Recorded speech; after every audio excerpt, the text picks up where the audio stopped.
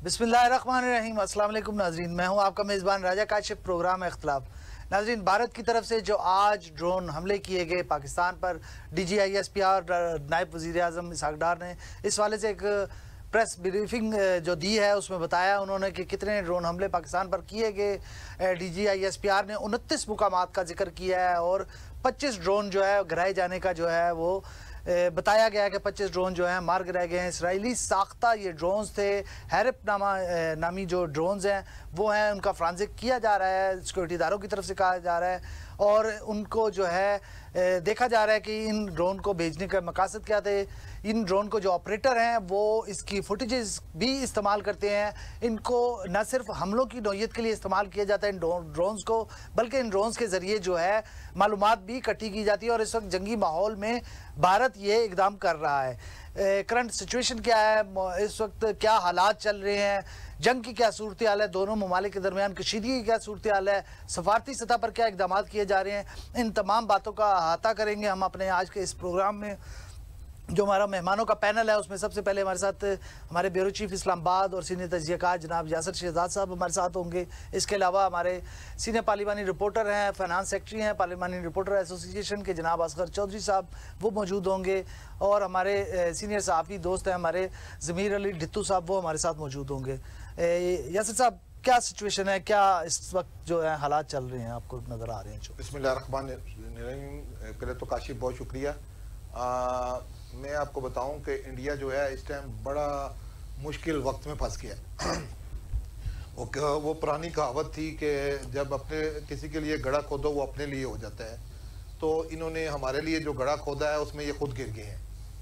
आप देखें कि जो इन्होंने 6 और 7 की रात को जो पाकिस्तान पे एक शैतानी खेल खेला, हमारे सिविलियन पे जो उन्होंने हमला किया, 69 लोगों पे जो उन्होंने हमला किया छुप के, जो उनकी आदत है छुप के हमला करने की, मोदी सरकार ने उसके तमाम रिकॉर्ड तोड़ दिए। उसकी हिस्ट्री अगर आप मोदी की चेक करें तो जब वो गुजरात का वज़ीर आला था, जब वो चाय बेचता था, वो इस तरह के जो काम है, जो इंसान सोच काम है, वो करता रहता है। आज आप देखेंगे इन्होंने फिर शहरी मकामात पर ड्रोन गिराए और पाकिस्तान आर्मी ने उसका खूब जवाबी कार्रवाई की और वो 25 के 25 ड्रोन जो है वो मार गिराए। और इसी तरह आपने देखा कि वो जो 6 और 7 को जो रात थी दरमियानी शब में, जिस तरह पाकिस्तान ने जवाबी कार्रवाई दी, वो काबिल ज़िक्र है और काबिल सताइश है। आप देखें कि मोदी सरकार इस टाइम खलबली मची हुई है कि उनके 25 शहर जो हैं वहाँ पे हाई अलर्ट कर दिया गया है।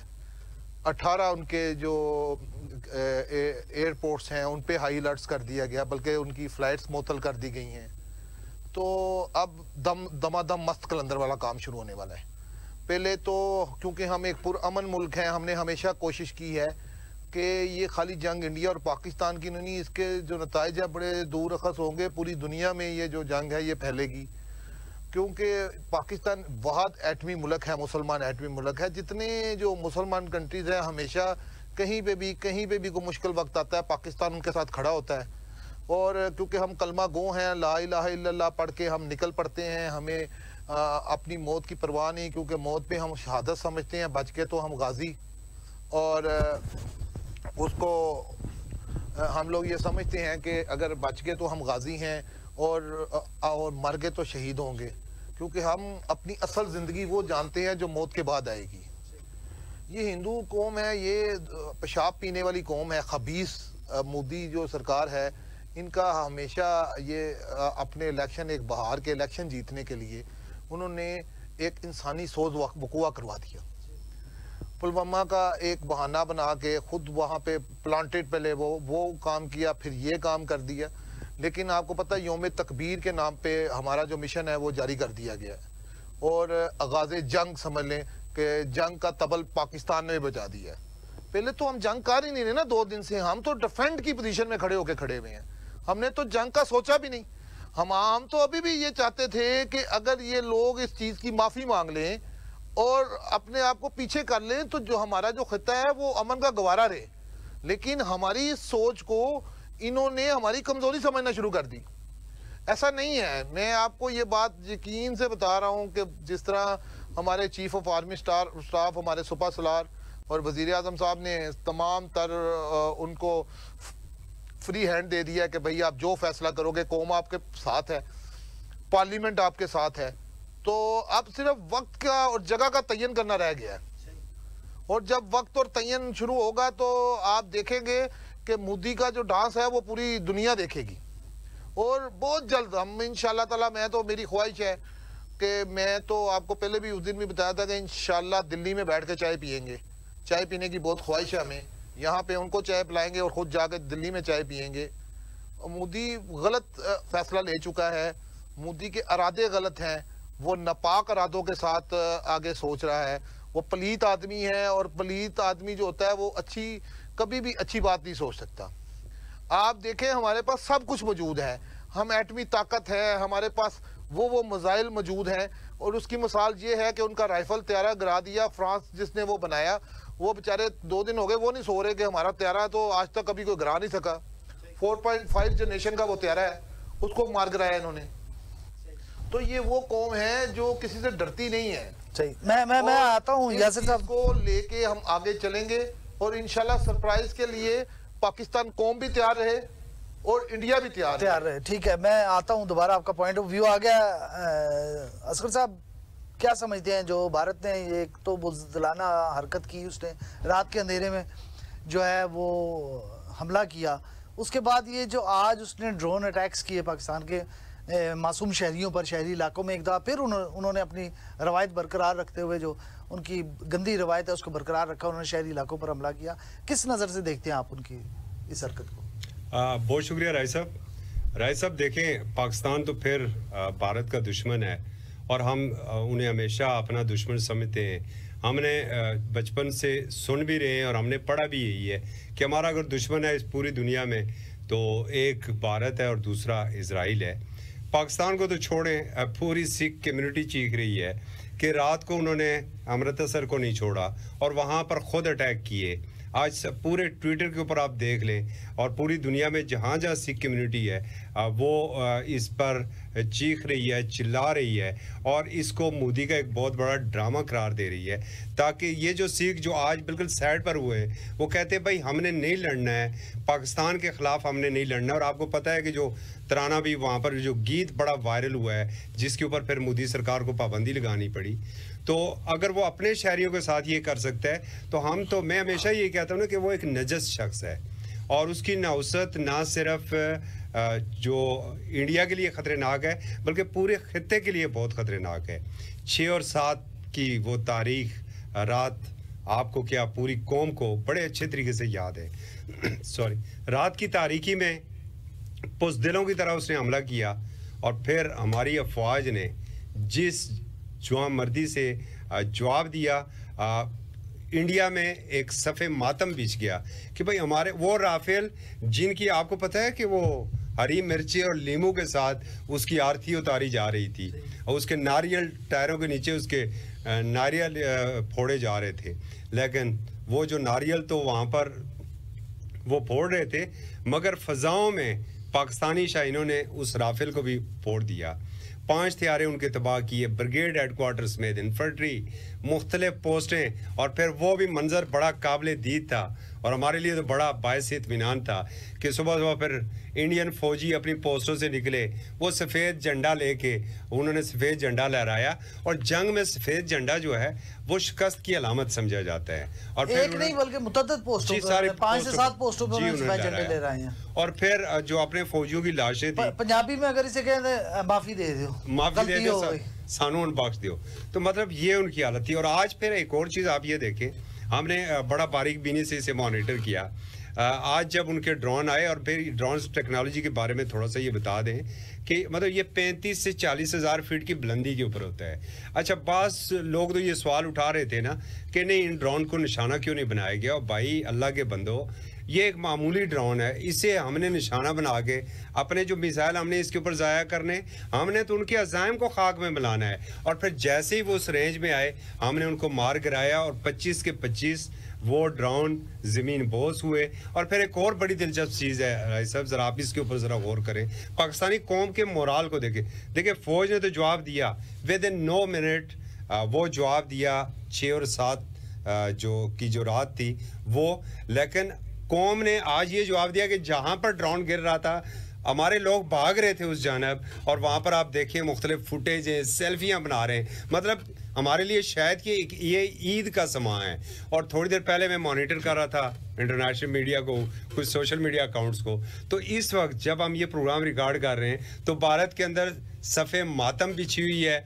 और उनके जिस तरह यासर भाई ने जिक्र किया कि मुख्तलिफ शहरों में ब्लैक आउट है, उनके एयरपोर्ट इस वक्त बंद हुए हैं और वो ववेला मचा रहे हैं कि पाकिस्तान आ रहा है, पाकिस्तान हमारे ऊपर अटैक कर रहा है। देखें आज जो अफवाज पाकिस्तान के तर्जुमान ने जो एक जुमला कहा था ना, वो बड़ा अहम जुमला था।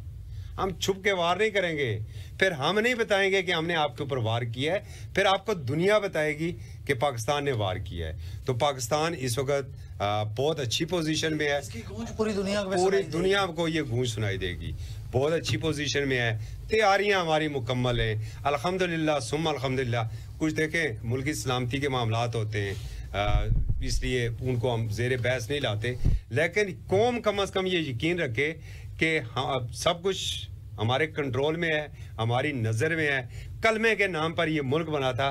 देखें जब क़याम पाकिस्तान हुआ था तो क्या गूंज थी, बट के रहेगा हिंदुस्तान, बढ़ेगा बनेगा पाकिस्तान। पाकिस्तान का मतलब क्या, ला इलाहा इल्लल्लाह मोहम्मद रसूलुल्लाह। आज भी पार्लियामेंट के पेशानी के ऊपर आपको लिखा हुआ नजर आ रहा है ला इलाहा इल्लल्लाह मोहम्मद रसूलुल्लाह। ये कलमे के नाम पर बना था और हम खुद भी समझते हैं ये हमारे लिए बड़ी सादत है। ठीक, जो जब आपका पॉइंट ऑफ व्यू आ गया, नजरिया है, नजरिए को आप खत्म नहीं कर सकते, ये एक नजरिए की बुनियाद पर मुल्क बना है। डिटू साहब, ये जो भारत के 3 राफेल गिराए, पाकिस्तान ने तबाह किए, 36 तैयारे थे, 33 रह गए, 29 का या 21 का शायद कोई ऑर्डर उसने प्लेस भी किया है, वो उसको आने में कई साल लगेंगे।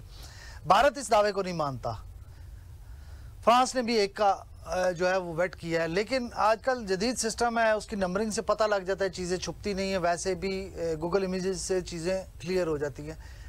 5 तैयारों की तबाही की हजीमत को मिटाने के लिए आज ड्रोन अटैक्स तो नहीं किए गए भारत की तरफ से, अपनी जनता को मुतमईन करने के लिए भारत में। बहुत शुक्रिया काशिफ साहब। देखिए इस वक्त जो सूरत हाल है लोकल मीडिया में, इंटरनेशनल मीडिया में, और उसके बाद फिर जैसे मुख्तलिफ न्यूज़ एजेंसीज़ हैं तो वो उस पर इन्वेस्टिगेशन करती रहती हैं, मुख्तलिफ लोग इस पर रिसर्च पेपर्स भी लिखते हैं, तो इस तरह से तहकीकात सारी की सारी होकर आ जाती है। बुनियादी तौर पे जो 5 तैयारे हैं, ये सिर्फ 5 तैयारे नहीं गिरे भारत के, भारत के अंदर इससे ज़्यादा कई नुकसान हुआ है, क्योंकि जब पहले दिन अटैक हुआ था उनके ब्रिगेड हेडक्वार्टर पे, उसके बाद उनकी मुतअद्दिद चौकियाँ तबाह की गई थी, तो इस तरह भारत के अंदर बहुत ज़्यादा नुकसान हुआ है, जिसका शायद वो अभी तक तखमीना लगा रहे हैं कि उनका कितना नुकसान हुआ है। उस अजीमत को मिटाने के लिए, उससे छुपने के लिए, उससे बचने के लिए भारत की जानिब से आज ये ड्रोन्स अटैक किए गए हैं, और ये सारे के सारे वो ड्रोन थे जो कि उन्होंने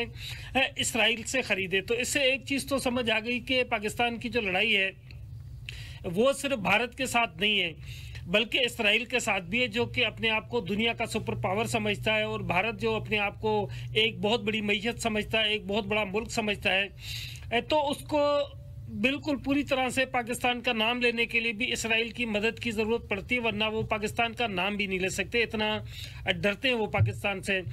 उसके बाद जब पाकिस्तान ने ऐलान किया कि पाकिस्तान इसका बदला लेगा जो अटैक किया है भारत ने, तो उसके बाद देखें उनके 25 से 26 शहरों में मुसलसल ब्लैक आउट है। उसके साथ साथ उनके तकरीबन 15-20 एयरपोर्ट्स हैं जहाँ पर टोटली जो फ़्लाइट्स हैं वो कैंसिल है, वहाँ पर वो सारे के सारा जो एयर स्पेस है उसको उन्होंने क्लोज़ किया हुआ है। तो इस तरह भारत के साथ इस वक्त कई मसाइल हैं। एक तो उनके जो इन्वेस्टर्स हैं वो सारे के सारे वहाँ से भागना शुरू हो गए।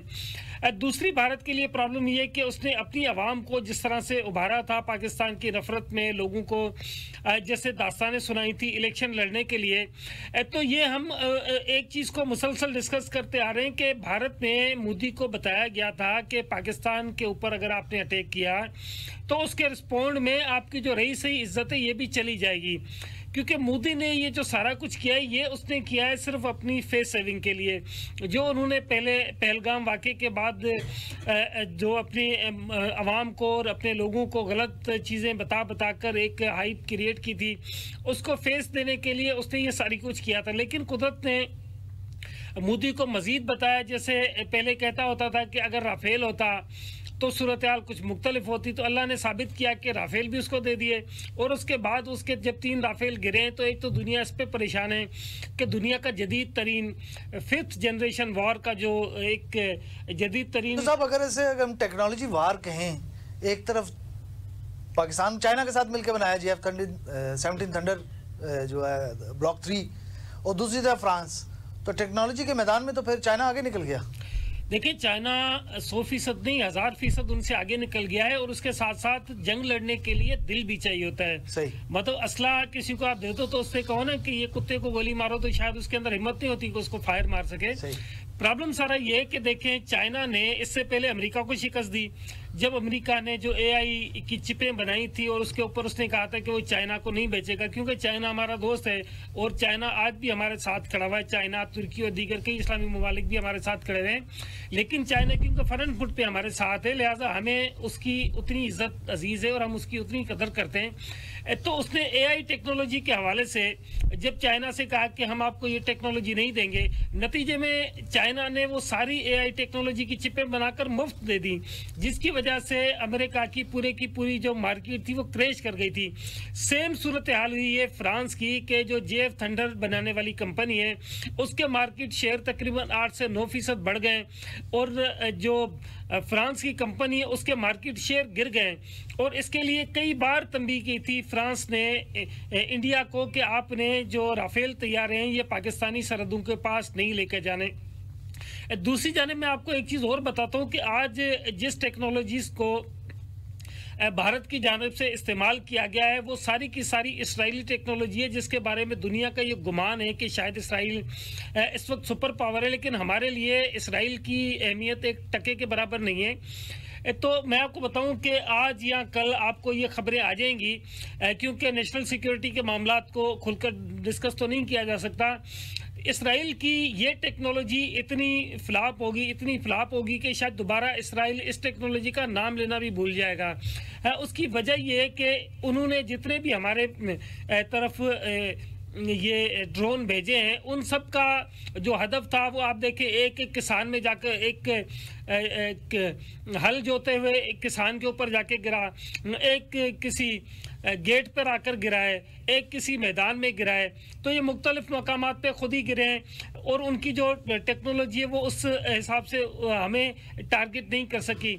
लेकिन पाकिस्तान की जानिब से जैसे ही उनके ऊपर वार होगा तो वो जैसे उन्होंने कहा था ना कि दुनिया खुद बताएगी कि पाकिस्तान ने आपको कोई जवाब दिया है।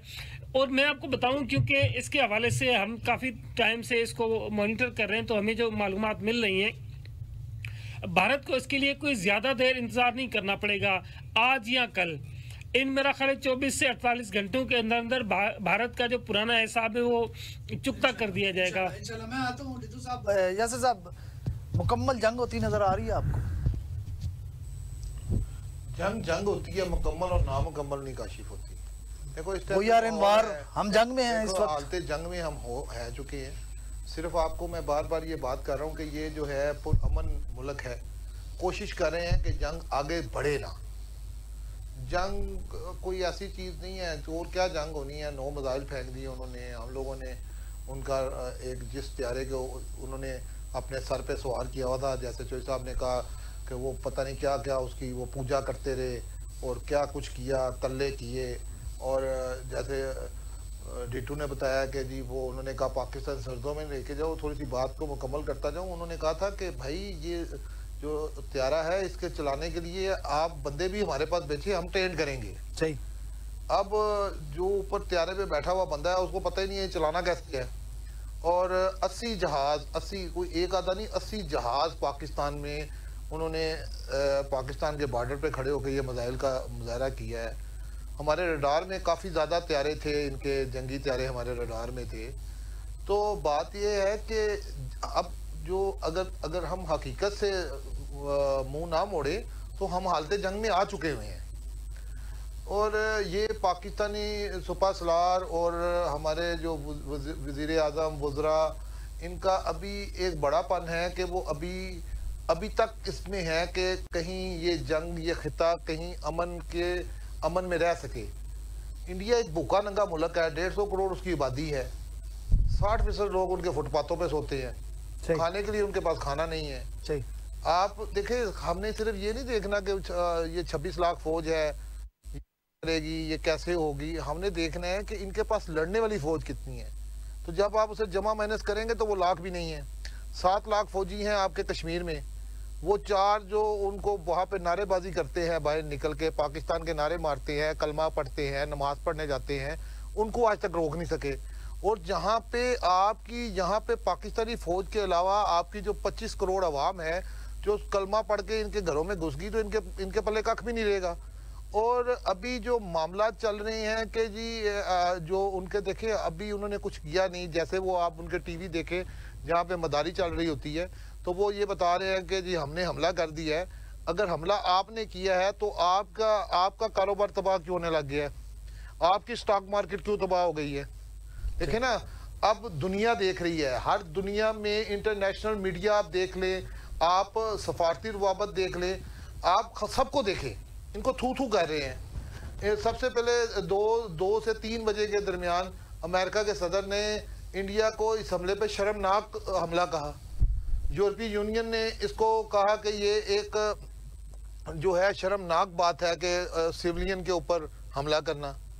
तो बात ये है कि खाली इन्होंने अभी तक जंग लूज नहीं की, ये सफारती तौर पे भी कमजोर हुए हैं। और हो गया। मैं यासिर साहब यहाँ पे मुझे एक ब्रेक लेनी है, ब्रेक से वापस आऊँगा तो हम जो है यहीं से सिलसिला का दोबारा आगाज़ करेंगे और पाक भारत कशीदगी के हवाले से बात करेंगे कि सफारती सतह पर क्या मामला चल रहे हैं और क्या हो रहा है, और पाकिस्तान ने जो टारगेट लॉक कर लिए हैं, पाकिस्तान कब तक मुमकिन तौर पर अपना रद्द अमल देगा।